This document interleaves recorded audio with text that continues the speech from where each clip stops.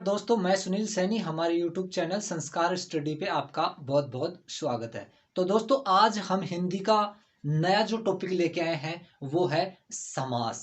तो दोस्तों देखिए, समास क्या होता है, समास की परिभाषा क्या है। तो देखिए दोस्तों, समास यानी दो या, देखिए दोस्तों, परिभाषा दो या दो से अधिक शब्दों के मेल को हम क्या कहेंगे, उसे समास कहेंगे। देखिए यहाँ पे उदाहरण के रूप में समझेंगे विद्यालय। इसका देखिए, ये हमारा विद्यालय जो समस्त पद हो गया।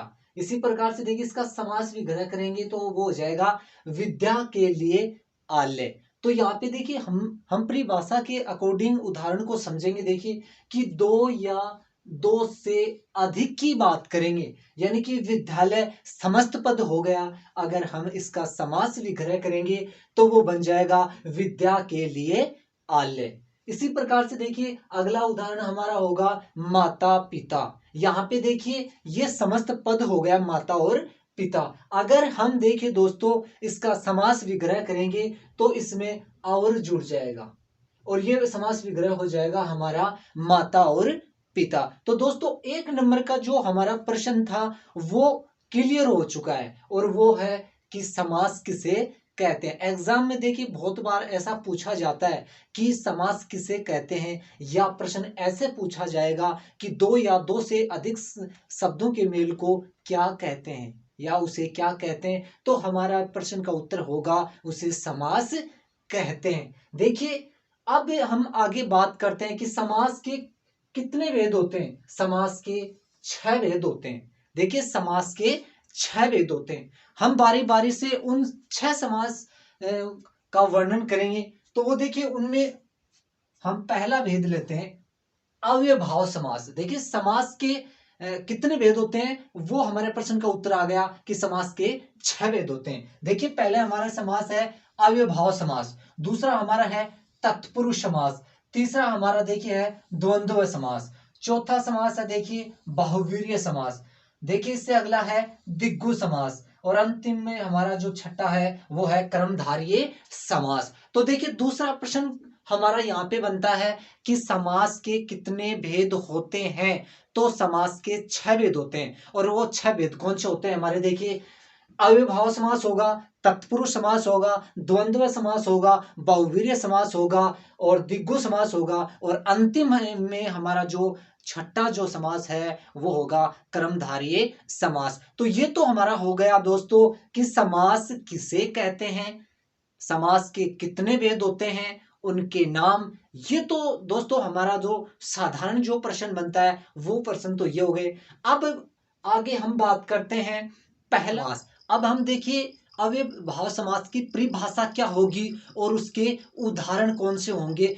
एग्जाम के अंदर देखिए, इसमें से प्रश्न कैसे पूछे जाते हैं, और कैसे कैसे देखिए वो उदाहरण इसके अंदर आएंगे। कैसे हम पहचान कर पाएंगे कि अव्ययभाव समास ही इन पद में या इस समस्त पद में कौन सा समास होगा, या समास विग्रह हम कैसे कर पाएंगे। तो दोस्तों, वो सब हम 100 ट्रिक ऐसी लेकर आए हैं जिसमें आप हर समास की पहचान कर सकते हैं। तो दोस्तों, हमारा जो पहला जो समास है वो है अव्ययभाव समास। तो देखिए, सबसे पहले हम इसकी परिभाषा को लेते हैं कि जिस समस्त पद में प्रथम पद अव्यय हो। हम देखिए उस इसको समझेंगे कि अव्यय क्या होते हैं। देखिए, मैं बार बार अगर अव्यय का नाम लेता हूं तो देखिए अव्यय क्या होता है।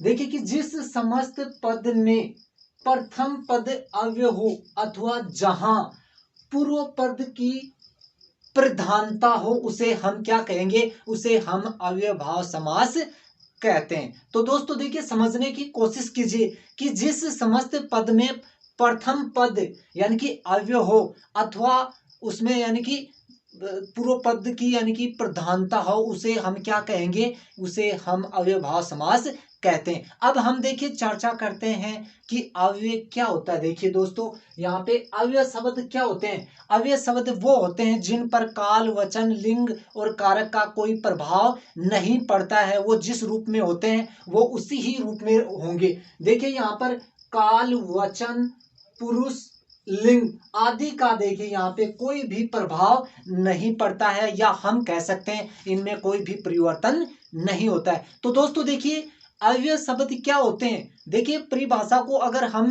समझने की कोशिश करें कि अव्ययभाव समास किसे कहते हैं, यानी कि जिस समस्त पद का प्रथम पद अव्यय हो, यानी कि पूर्व पद की प्रधानता हो, उसे हम अव्ययभाव समास कहते हैं। अब देखिए हम बात करते हैं अव्यय शब्द। अव्यय शब्द वो होते हैं कि अव्ययभाव समास में काल, वचन, लिंग और कारक का उन शब्दों के ऊपर कोई प्रभाव नहीं पड़ता है। वो हमारे क्या होते हैं? वो हमारे दोस्तों अव्यय शब्द होते हैं, या परिवर्तन नहीं होता है, उनमें किसी भी प्रकार का परिवर्तन नहीं होता है। और देखिए इस दोस्तों इस समास की पहचान हम कैसे कर पाएंगे? तो कुछ हमारे यहाँ पे देखिए अव्यय शब्द है, यथा, प्रति, आ, हर, बे और नी। ये कुछ ऐसे अव्ययभाव समास के की पहचान के लिए वो अव्यय शब्द हैं जिनसे हम अव्ययभाव समास की पहचान कर सकते हैं। तो वो दोस्तों एक बार हम फिर से देखिए यहाँ पे रिपीट करते हैं कि यथा, प्रति, आ, हर, बे और नी, ये वे अव्यय शब्द हैं जो कि हम जैसे ही समस्त पद हमारा होगा, वो जैसे ही हमारे सामने या पेपर में हम देखेंगे तो हम उसको समझ सकते हैं या उस समास की हम पहचान कर सकते हैं। तो दोस्तों ये तो थी हो गई हमारी कि अव्ययभाव समास किसे कहते हैं, अव्यय क्या होते हैं, कौन सा पद इसमें प्रधान होता है, या अव्यय शब्द क्या होते हैं, कैसे हम पहचान कर पाएंगे। तो ये तो हो गया हमारा परिभाषा हो गई। अब हम बात कर लेते हैं दोस्तों कि समस्त पद कौन सा होता है। तो दोस्तों समझने की कोशिश कीजिए यहाँ पे कि समस्त पद वो होता है, यानी कि यहाँ पे देखिए समस्त पद यानी कि वो सारा का सारा, यानी कि वो शब्दांश होगा हम कह सकते हैं। और उसी शब्दांश का अगर हम समास विग्रह करते हैं तो यहाँ पे देखिए मैं उदाहरण के जरिए बारी बारी से हम पूरे विस्तार से देखिए दोस्तों यहाँ पर समझेंगे कि समस्त पद क्या होता है और समास विग्रह क्या होता है। देखिए यहाँ पर पहला जो शब्द या हम कहें समस्त पद होगा, उसका अगर हम समास विग्रह करेंगे तो देखिए वो कैसे परिवर्तन हो जाता है, उसमें बदलाव कैसे आता है, कौन सा पद इसमें यानी कि प्रधान होगा। हम कह सकते हैं कि अव्ययभाव समास में पूर्व पद की प्रधानता होगी और अव्यय शब्द हैं उनके ऊपर काल, वचन, लिंग और कारक का कोई भी प्रभाव नहीं पड़ता है, या हम कह सकते हैं उसमें कोई भी परिवर्तन नहीं होता है। तो दोस्तों ये पहचान होगी हमारी अव्ययभाव समास की। अब हम बारी बारी से देखिए उन उदाहरणों का हम अवलोकन कर लेते हैं कि एग्जाम में कैसे कैसे प्रश्न पूछे जाते हैं। तो दोस्तों ये तो हो गए यहाँ पे देखिए स्क्रीन के ऊपर, या हम कह सकते हैं कि बोर्ड के ऊपर जो आपके सामने जो उदाहरण दिखाई दे रहे हैं वो हमारे हैं। देखिए पहला जो होगा हमारा, हम बात कर रहे थे यथा रूप। तो यहाँ पे देखिए यहाँ पे यथा और उसके बाद में देखिए रूप, जैसे ये तो हमारा हो गया समस्त पद। जैसे ही देखिए इसका समास विग्रह करेंगे तो वो हो जाएगा रूप के अनुसार। कोई भी इसमें देखिए यानी कि इसमें पूर्व पद की ही प्रधानता रही, इसके ऊपर यानी कि हम कह सकते हैं किसी भी प्रकार का परिवर्तन नहीं आया, या अव्यय शब्द ऐसा का ही ऐसा रहा। तो हम कह सकते हैं देखिए दोस्तों यहाँ पे यथारूप, जैसे ही समास विग्रह इसका किया गया तो ये हो गया रूप के अनुसार। इसी प्रकार से देखिए हम यथा योग्य, तो इसका समास विग्रह हो जाएगा जितना योग्य हो। तो दोस्तों देखिए समझने की कोशिश कीजिए कि अव्ययभाव समास के अंदर पूर्व पद की प्रधानता होती है, उसमें किसी भी प्रकार का बदलाव नहीं आता है। तो दोस्तों अगला जो हमारा उदाहरण होगा वो होगा देखिए यथाशक्ति, यानी कि शक्ति के अनुसार। प्रतिक्षण यानी कि प्रत्येक क्षण, प्रत्येक, एक एक, ये हमारा हो गया दोस्तों समास विग्रह। देखिए समास समस्त पद क्या होता है, समास विग्रह क्या होता है, इसको देखिए दोस्तों आप एकदम बारीकी से, या हम कह सकते हैं कि विस्तार रूप से समझने की कोशिश कीजिए, तभी हम देखिए उसके अंदर समास विग्रह कर सकते हैं या उसकी पहचान कर सकते हैं। इसी प्रकार से देखिए आमरण, यानी कि इसका समास विग्रह होगा मरण तक। इसी प्रकार से देखिए आजीवन, यानी कि जीवन पर्यंत। दोस्तों यहां पे देखिए मैं फिर से एक बार चर्चा करूंगा, यानी कि वो अव्यय शब्द देखिए यथा, प्रति, आ, हर, बे और नी, ये वे अव्यय शब्द होते हैं जो हमें अव्ययभाव समास की पहचान कराएंगे। हम इन अव्यय शब्दों से ही हम पहचान कर सकते हैं।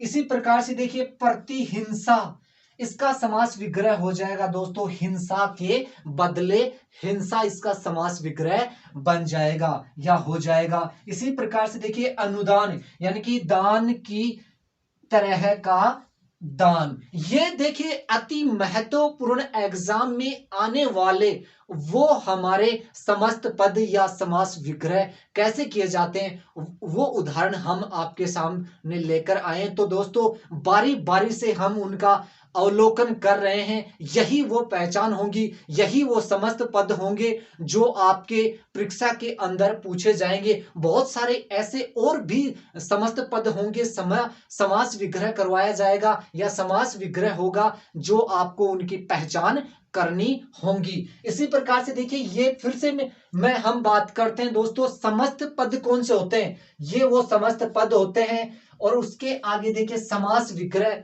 कैसे किया जाएगा या कैसे बनाया जाएगा।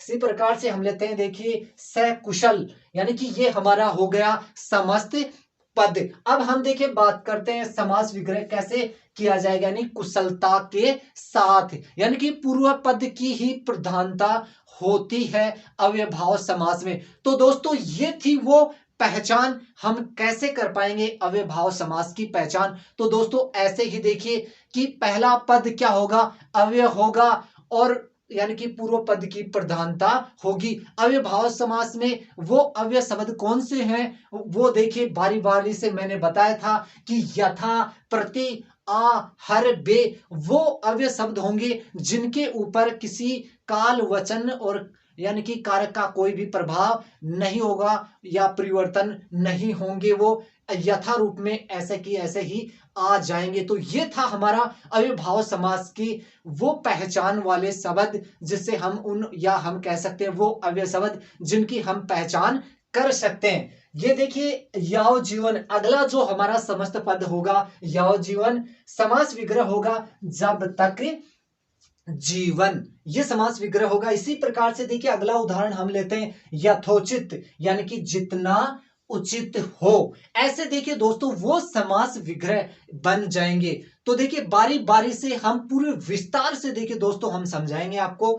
इसी प्रकार से देखिए अनजाने, ये हमारा अव्ययभाव समास का समस्त पद होगा, इसका यानी कि वो पद होगा। अब अगर हम इसका समास विग्रह बनाएंगे तो वो बन जाएगा जाने बिना। इसी प्रकार से देखिए दोस्तों बेकाम, यानी कि काम के बिना, बेफायदा यानी फायदे के बिना। इसी प्रकार से देखिए अभिमुख, यानी मुख के आगे। तो दोस्तों हमें अव्ययभाव समास की पहचान के लिए हमें यह ध्यान रखना होगा कि अव्ययभाव समास के अंदर पहला जो पद होगा हमारा वो अव्यय होगा और पूर्व पद की ही प्रधानता होगी। अव्यय शब्द कौन से होते हैं, यानी कि अव्यय शब्द वे होते हैं जिन पर काल, वचन, लिंग और कारक का कोई प्रभाव नहीं पड़ता है। और वो अव्यय शब्द कौन से होते हैं दोस्तों, यथा, यथा, बे या हर, प्रति, आ, बे, ये वो अव्यय शब्द हैं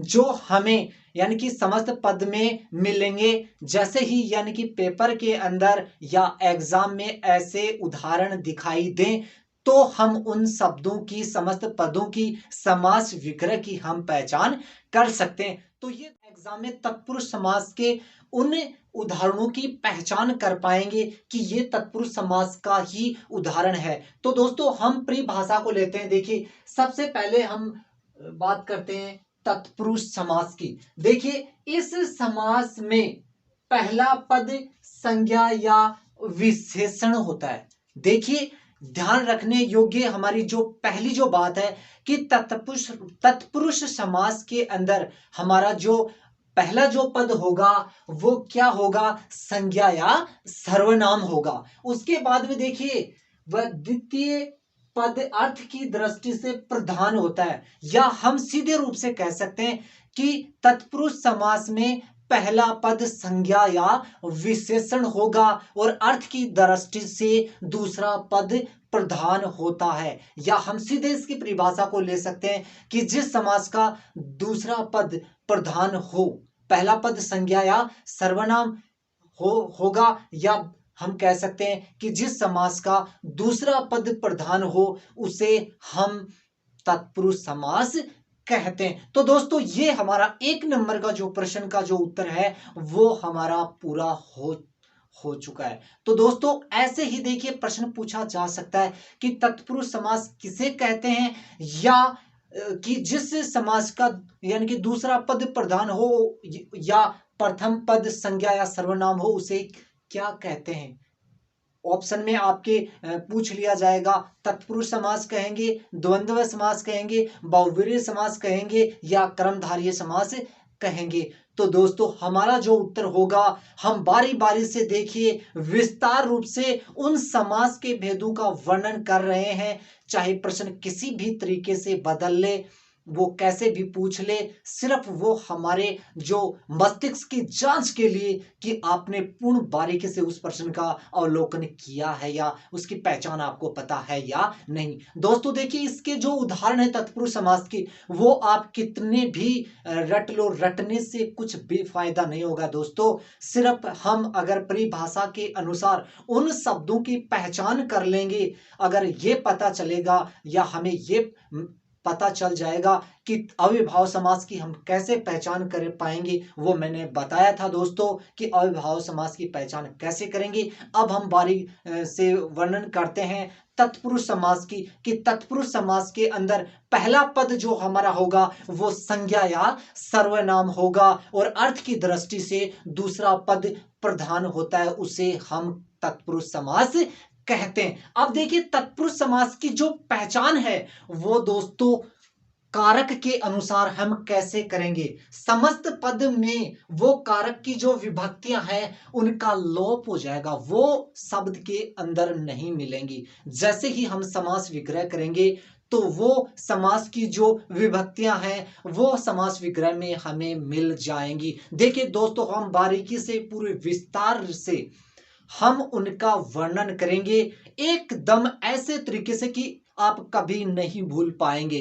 अगर एक बार आपने देख लिया, पहचान कर ली, या पहचान एक बार आपके मस्तिष्क के अंदर आपने बैठा लिया, तो दोस्तों आपका समाज से संबंधित एक भी प्रश्न कभी भी गलत नहीं होगा। तो दोस्तों हम बात करते हैं कारक की। देखिए कारक की 8 विभक्तियां होती हैं। कर्ता ने कर्म को करण से संप्रदान के लिए अपादान से अलग होना, संबंध का के की रा रे री अधिकरण में पे पर संबोधन हे अरे ओ। दोस्तों तत्पुरुष समास के अंदर कर्ता ने ये विभक्ति चिन्ह नहीं होगा किसी भी उदाहरण में। एक अंत में जो हम संबोधन की बात करते हैं कि संबोधन कारक हे अरे ओ, ये विभक्ति चिन्ह तत्पुरुष समास के अंदर नहीं मिलेंगी। ये ध्यान रखना होगा हमें कि तत्पुरुष समास के अंदर 2 विभक्ति चिन्ह से संबंधित कारक नहीं मिलेंगे। वो हमारा होगा प्रथम कर्ता ने, और अंत का जो 8वां जो हमारा कारक या हम विभक्ति चिन्ह कह सकते हैं हे अरे ओ, वो हमें तत्पुरुष समास में नहीं मिलेगा। बाकी देखिए कर्म को करण से संप्रदान के लिए अपादान से अलग होना, संबंध का के की रा रे री अधिकरण में पे पर, ये सारे के सारे उदाहरणों के अंदर हम मिलेंगे। दोस्तों हम बारी बारी से उन सभी उदाहरणों का हम वर्णन करते हैं। देखिए यहां पर हम लेते हैं कर्म को। देखिए तत्पुरुष समास के अंदर कर्म कारक से संबंधित कैसे वो समस्त पद और उनसे कैसे समास विग्रह बनाए जाएंगे, उनका देखिए हम विस्तार से वर्णन करेंगे। देखिए ये हमारा जो पहला जो उदाहरण है वो है कर्म कारक से संबंधित को, जो हम विभक्ति की बात कर रहे थे दोस्तों, वो देखिए कैसे हमें पहचान मिलेगी। ऐसे ही एग्जाम में आपको उन शब्दों की, उन समास विग्रह की आपको पहचान करनी है। तो दोस्तों यहां पे देखिए कर्म कारक से संबंधित, यानी कि हम कह सकते हैं कि कर्म तत्पुरुष समास को विभक्ति चिन्ह समास विग्रह में आपको मिलेगा। यही इस समास की पहचान है और अर्थ की दृष्टि से द्वितीय पद यानी दूसरा पद प्रधान होता है, यही तत्पुरुष समास की पहचान होगी। तो दोस्तों हम बात करते हैं, देखिए पहला उदाहरण हम लेते हैं, यश प्राप्त, यानी इसका समास विग्रह हो जाएगा यश को प्राप्त। तो दोस्तों यहां पे देखिए को से यानी कि कर्म कारक में को विभक्ति चिन्ह जहां पे मिल जाता है, ये समझ लेना वहां पे कौन सा कारक होगा, तत्पुरुष समास होगा। तो यश प्राप्त देखिए यानी यश को प्राप्त। इसी प्रकार से देखिए ग्रामगत यानी ग्राम को गत यानी को आ रहा है, देखिए चिड़ी मार यानी चिड़ी को मारने वाला यानी को, देखिए दिल तोड़ यानी दिल को तोड़ने वाला। तो दोस्तों ये तो था हमारा कर्म को यानी कि को से संबंधित हमने कुछ आपके सामने उदाहरण दिए। बहुत सारे ऐसे बहुत सारे उदाहरण होंगे कुछ आपको समझाने के लिए कि एग्जाम में आप कैसे उनकी पहचान कर पाएंगे। तो दोस्तों ये तो हो गए हमारे कर्म को कारक से संबंधित कुछ ऐसे उदाहरण जिसकी आप पहचान कर सकते हैं। अब हम बारी से वर्णन करते हैं, देखिए करण से यानी कि से विभक्ति चिन्ह भी कारक से संबंधित कुछ समस्त पदों में मिलेगा। और जैसे ही देखिए ये अगर समास विग्रह करेंगे तो से विभक्ति यानी कि चिन्ह मिलेगा उसके अंदर, और अगर हम उसका समास विग्रह नहीं करेंगे समस्त पद में उस चिन्ह का लोप हो जाएगा या हमें वो नहीं मिलेगा। यही इसकी पहचान होती है। दोस्तों देखिए उदाहरण लेते हैं, तुलसी कृत यानी तुलसी द्वारा रचित। इसी प्रकार से देखिए रेखांकित यानी रेखा से अंकित। दोस्तों यहां पे देखिए से कई बार क्या होता है, से विभक्ति चिन्ह नहीं होता है, सीधे अर्थ की दृष्टि से ही उसका अर्थ निकाल लिया जाता है, यानी दूसरे पद में उसका अर्थ प्रदान हो जाता है। तो दोस्तों यहां पे देखिए से विभक्ति चिन्ह बहुत बार ऐसा पूछा जाता है, नहीं होता है लेकिन कई बार अपवाद के रूप में, या कुछ शब्द ही ऐसे होते हैं जो अर्थ में ही समाहित हो जाता है, यानी से का वहां पे प्रयोग नहीं किया जाता है। बाकी जो देखिए बहुत सारे उदाहरण होते हैं उसमें से विभक्ति चिन्ह हमें मिलेगा। तो दोस्तों देखिए रेखांकित का होगा रेखा से अंकित। अब हम बात करते हैं, देखिए आंखों देखा, इसका समास विग्रह हो जाएगा आंखों से देखा। हम आंखों से ही देखते हैं, लेकिन यहां पे देखिए मैंने बताया था कि से विभक्ति चिन्ह तत्पुरुष समास की 6 विभक्ति चिन्ह होते हैं, वो मैंने बताई है। दोस्तों हम बारी बारी से इसका वर्णन करें। इसी प्रकार से देखिए भूख मरा यानी भूख से मरा हुआ, भूख से मरा हुआ। इसी प्रकार से देखिए हस्तलिखित यानी हाथ से लिखित यानी कि हाथ से लिखित। तो दोस्तों ये हमारा हो गया कर्म को करण से।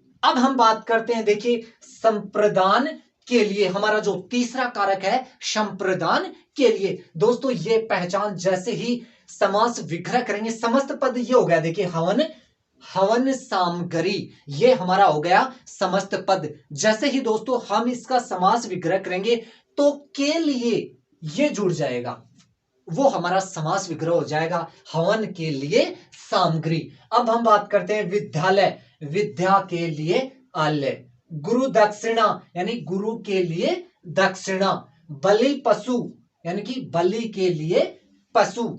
तो दोस्तों ये तो थी हमारी संप्रदान के लिए देखिए विभक्ति चिन्ह। इससे पहले हमने बात की थी कर्म को, उसके बाद में देखिए करण से, उसके बाद में देखिए के लिए। अब हम बात करते हैं समाचार पत्र यानी कि समाचार के लिए पत्र, यानी कि के ये के क्या आ रही है, ये विभक्ति चिन्ह आपको मिलेंगी तो आपको समझ जाना है कि वहां पे कौन सा समास होगा, तत्पुरुष समास ही होगा। अब हम बात करते हैं अपादान से अलग होना, यानी कि क्या होगा से, यानी कि वाक्य के अंदर ही समस्त जो हमारा पद होगा, सॉरी यानी कि वाक्य का नाम न लेकर मैं यह कहूं कि हमारा जो समस्त पद होगा जैसे ही हम समास विग्रह करेंगे तो वहां पे कौन सा चिन्ह मिलेगा, या हम विभक्ति चिन्ह की बात कर रहे हैं तो वो से या पृथक होना ही हमें दिखाई देगा, या हम उसकी पहचान कर पाएंगे।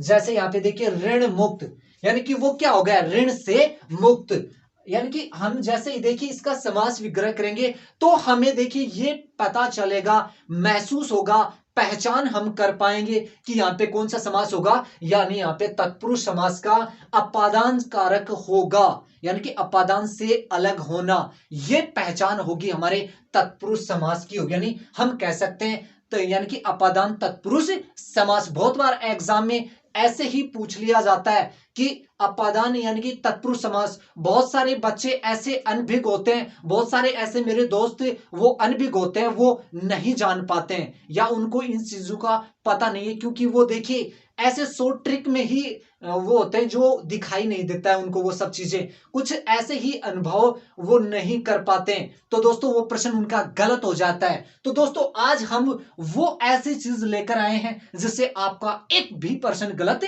नहीं होगा। इसी प्रकार से देखिए पद युक्त, इसी प्रकार से इसका बनेगा पद से युक्त, यानी कि से विभक्ति चिन्ह यहां पे दिखाई दे रहा है। अब बात कर लेते हैं हम, देखिए मार्ग भ्रष्ट, यानी कि मार्ग से भ्रष्ट। दो तरीके से देखिए इस कारक की पहचान होगी, एक तो से विभक्ति चिन्ह मिलेगा, उसके बाद में देखिए एक पद यानी दूसरे के लिए अलग होना, यानी कि पृथक होना। हमने जैसे देखिए कारक का हमारा जो वीडियो है दोस्तों, किसी ने नहीं देखा है तो वो दोस्तों वो देखने के बाद देखिए ये तत्पुरुष समास की पहचान जब तक हमें कारक का नहीं पता होगा, तो मैंने इससे पहले वाले वीडियो के अंदर कारक पढ़ाया था, तो दोस्तों वो जरूर देखें, उसके बाद में आप तत्पुरुष समास है उसको हल कर पाएंगे। क्योंकि देखिए एक वीडियो से दूसरे वीडियो का जरूर कांटेक्ट होता है, उससे संबंधित कुछ ऐसी जानकारियां जुड़ी हुई होती हैं जो निरंतर हमारे से देखिए जो बने हुए हैं, उनके किसी भी प्रकार की समस्या नहीं होती है। अब हम बात कर लेते हैं दोस्तों धर्म विमुख, यानी कि धर्म से विमुख। इसी प्रकार से देखिए देश निकाला, यानी देश से निकाला। तो दोस्तों ये हमारे यानी कि वो चार कारकों की पहचान तत्पुरुष समास में कैसे कर पाएंगे, कि कारक के अंदर हम कैसे पहचान कर पाएंगे समास विग्रह में। अब देखिए अगला हमारा होगा संबंध का के की।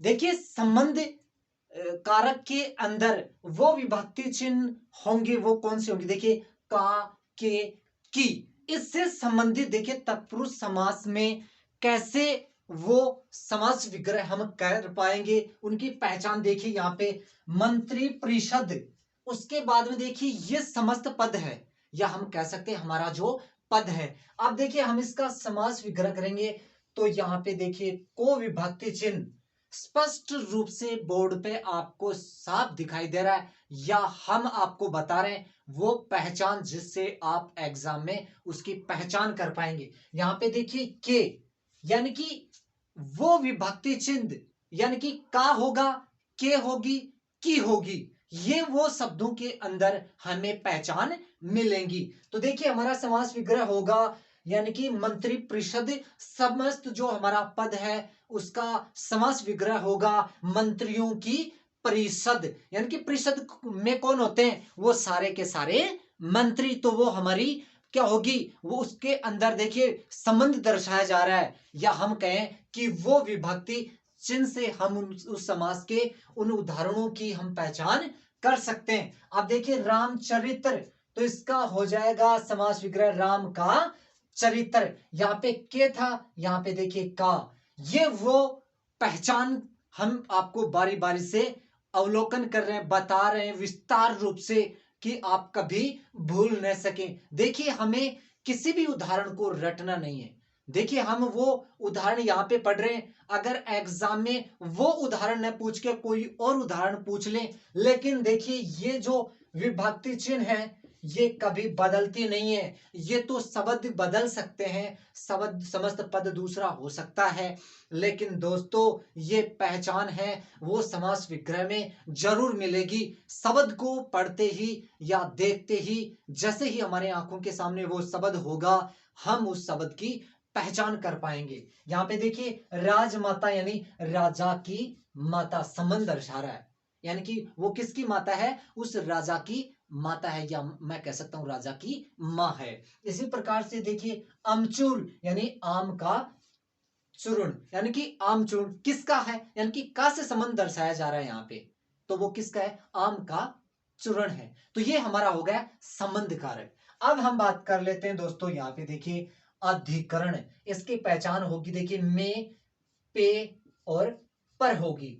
दोस्तों संबंध में हमने बताया था कि एक शब्द के से दूसरे शब्द का क्या होगा, संबंध दर्शाया जाएगा। अब हम दोस्तों बात करते हैं अधिकरण कारक में पे पर। ये वो समास विग्रह करते समय उन समस्त पदों के अंदर वो हमें विभक्तियां मिलेंगी जिससे हम उन शब्दों की पहचान कर सकते हैं। समास विग्रह करते समय वो हमारी सहायता करते हैं। देखिए यहाँ पे वनवास यानी कि वन में वास, यानी कि वो किस में कर रहा है, यानी कि वास किस में कर रहा है, वन में। तो में विभक्ति चिन्ह यहाँ पे दिखाई दे रहा है।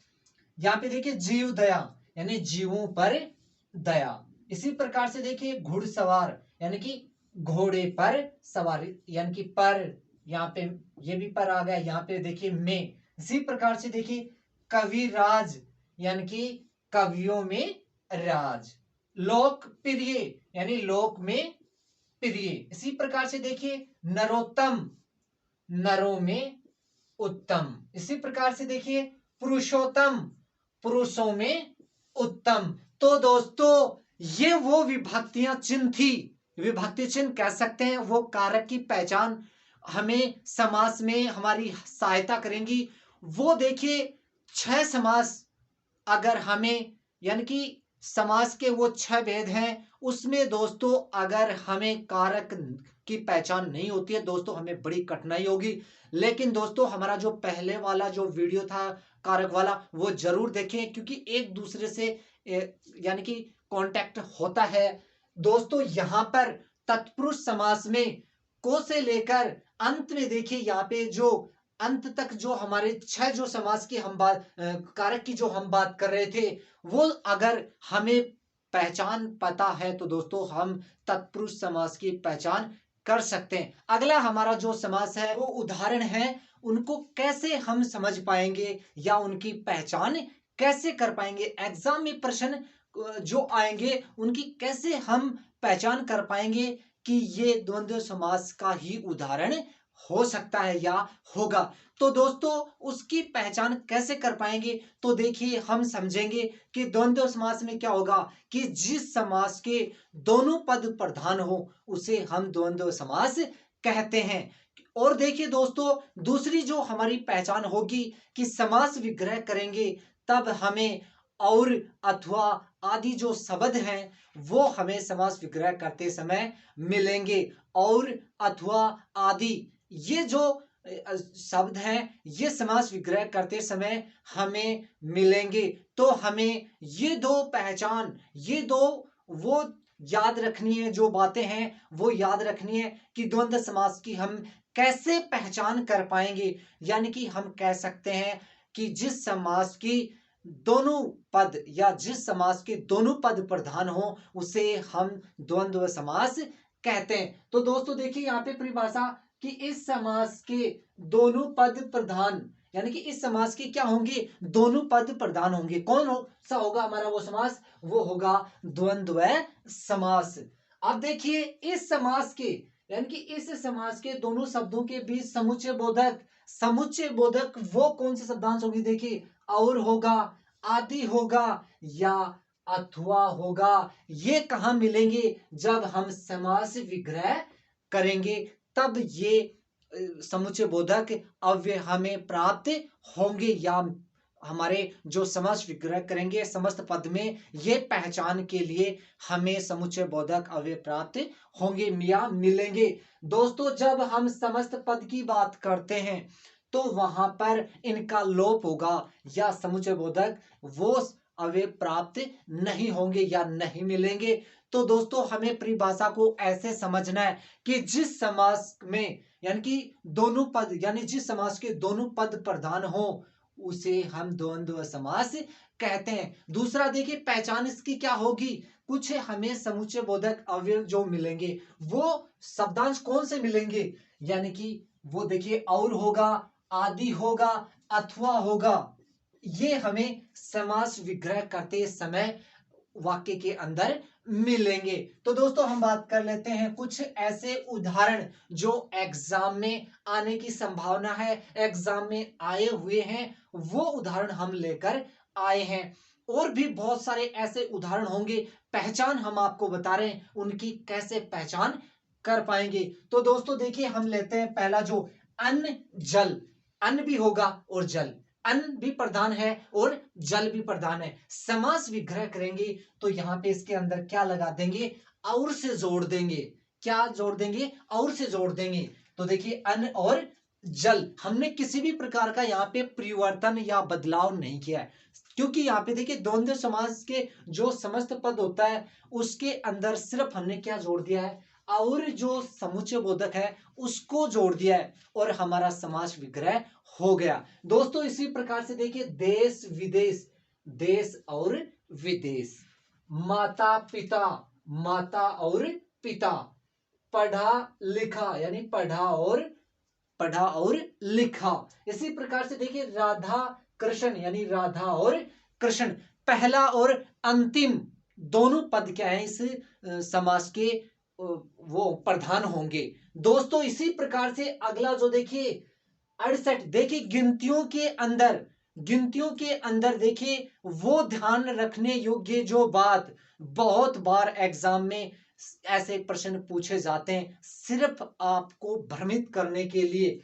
68 है ये देखिए 68, अगर इसका समास विग्रह करेंगे तो दोस्तों पहले हम लिखेंगे 8 और 60, यानी कि पहले हम जिसकी तुलना कर रहे हैं वो लिखा जाएगा, वो संख्या पहले लिखी जाएगी और से जोड़ देंगे। तो दोस्तों हमें ध्यान रखना है कि 68 यानी कि वो संख्या चाहे 1 से लेकर और 100 तक कोई भी संख्या हो, अगर ऐसे पूछा जाता है तो बाद वाली संख्या को पहले लिखेंगे और पहले वाली संख्या को बाद में लिखेंगे, ये ध्यान रखना है। तो 68 में जो कैसे बनेगा 8 और 60, इसी प्रकार से देखिए 25, 5 और 20, ऐसे ही देखिए ये लिखा जाता है। इसी प्रकार से देखिए गुरु शिष्य, गुरु और शिष्य, ये दो पहचान देखिए, ये दो पहचान महत्वपूर्ण है कि और से जोड़ देंगे और ये देखिए गिनती वाले में यानी कि पहले जो शब्द है उसको बाद में और बाद वाले को पहले लिखा जाता है। ये द्वंद्व समास के अंदर कुछ ऐसी नॉर्मल साधारण सी बातें सिर्फ ध्यान रखने योग्य। अब हम दोस्तों बात कर लेते हैं, अब तक तो हम बात कर रहे थे और की समास विग्रह करते समय क्या होगा, आदि। इससे पहले तो और की बात कर रहे थे कि समास विग्रह करेंगे तो वहां पे और होगा, लेकिन दोस्तों हम बात कर रहे हैं अब आदि। कुछ ऐसे हमारे समस्त जो पद हैं समास विग्रह करेंगे तो वो कैसे लिखे जाएंगे, कैसे हम उनका समास विग्रह करेंगे, क्योंकि दोस्तों देखिए इसमें भी क्या होगा कि दोनों ही पद प्रधान होंगे, लेकिन फर्क या बदलाव क्या होगा लिखने का और किस से जोड़ देंगे वो देखिए।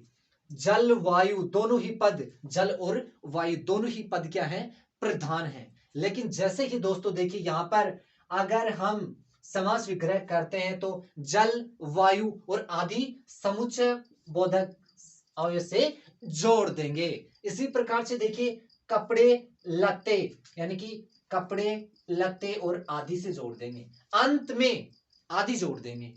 इसी प्रकार से देखिए पाला पोषा यानी पाला पोषा आदि, क्योंकि देखिए दोस्तों यहां पे और में भी क्या था, बीच में जोड़ दिया जाता था, बीच में हम जोड़ रहे थे।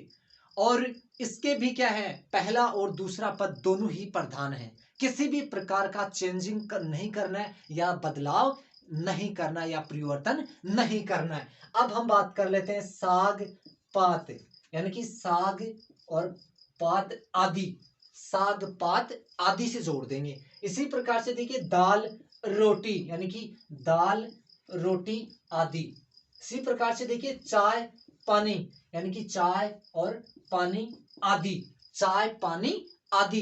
तो दोस्तों द्वंद्व समास है, इसकी पहचान के लिए देखिए जिस समास के दोनों पद प्रधान हो उसे हम द्वंद्व समास कहते हैं, और ये वो समुच्चय बोधक अवयव से जुड़े हुए होंगे, और होगा अथवा होगा आदि होगा, ये वो समुच्चय बोधक अवयव होंगे जो हमें पहचान के लिए समास विग्रह करेंगे, तब हमें वाक्य के अंदर या समस्त पद के अंदर मिलेगा।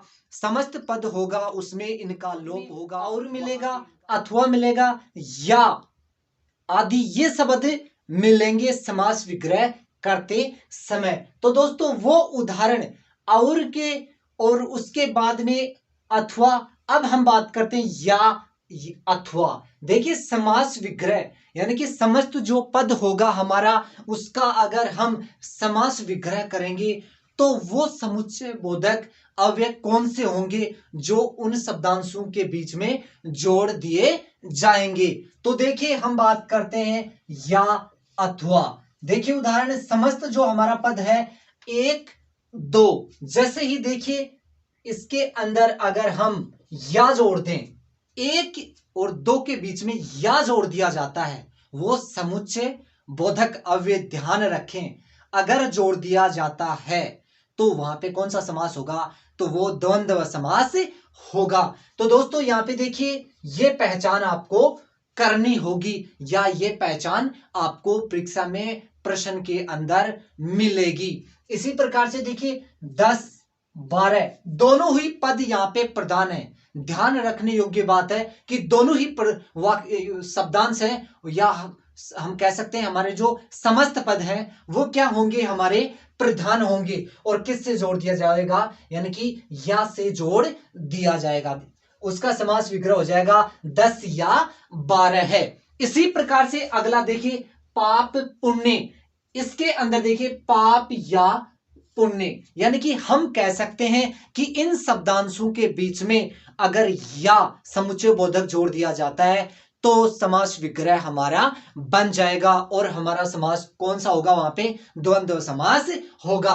अब हम बात कर लेते हैं अगले उदाहरण की, सुख दुख। सुख भी आता है और दुख होता है। देखिए जीवन के अंदर ये देखिए परिवर्तन होता रहता है, कभी सुख आते हैं कभी दुख आते हैं, तो ये परिवर्तन जीवन में चलता रहता है। तो दोस्तों यहां पे देखिए किससे जोड़ दिया जाएगा, हम बात कर रहे थे कि और होगा, अथवा होगा, या होगा, आदि होंगे। ये सभी शब्दांश या समुच्चय बोधक अव्यय समास विग्रह करते समय हमें वाक्य के अंत में या बीच में जुड़े हुए मिलेंगे। समस्त पद जब हमारा होगा तब उसमें उनका लोप हो जाएगा या वो नहीं होंगे, तो वहां पे हमारा समास होगा द्वंद्व समास होगा। तो दोस्तों देखिए सुख अथवा दुख।